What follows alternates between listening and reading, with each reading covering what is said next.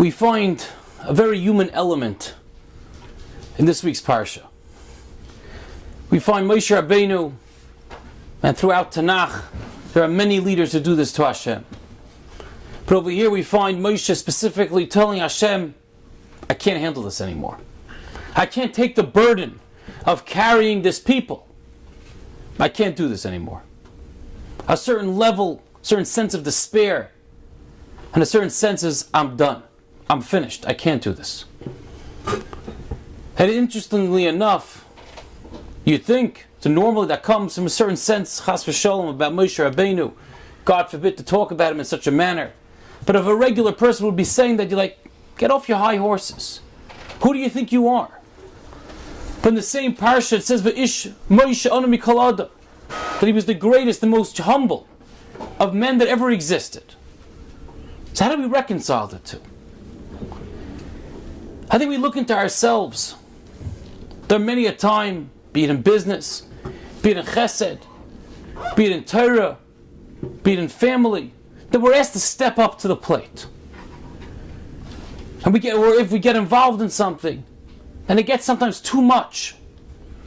Of course, there's healthy boundaries, how much to take on, making sure that it doesn't overstep our other priorities in life. But if everything else is intact, then sometimes we reach a point like it's choking. I can't manage this. I can't deal with this. It's too much. The challenge, the pain. At that time, we can't lose focus. And if we're going to complain, we're allowed to complain. You look at David HaMelech throughout the Hillim, he quote unquote complained.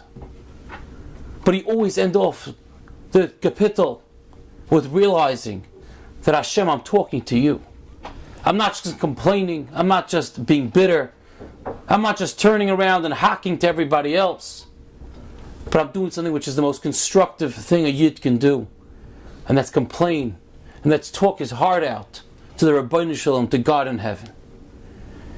Because when we talk to Hashem about the struggles and about the pain and about our mission, about how we don't feel accomplished, or maybe it's too much for us, we can't deal, we can't bear, then that's part of the goal.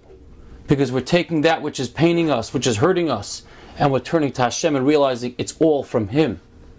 And we're telling Hashem, I know it's from you, make it easier for us. Help me through this. Give me strength to bear, to cope. And let me see that this is purposeful, and I'm benefiting and I'm gaining something from this. Moshe Rabbeinu, yes, it got to a point, obviously, on a simplistic level.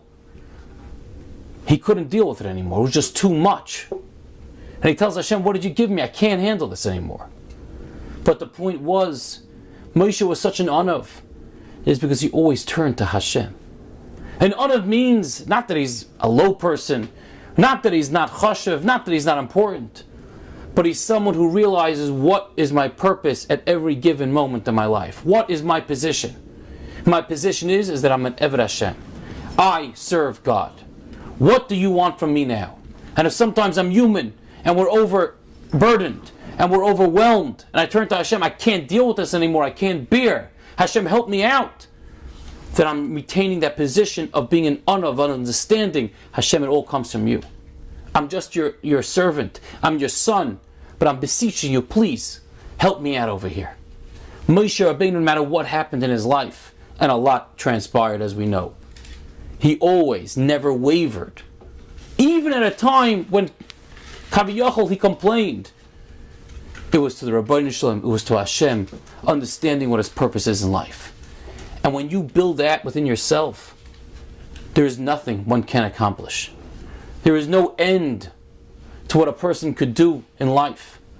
As Reb Shach once turned to Reb Noach Weinberg, he came to Eish Torah, and he told Reb Noach Weinberg, he said, if one individual could be the cause of 6 million deaths, then one individual could be the cause of 6 million births, or to save 6 million people's lives, or maybe Jewish lives.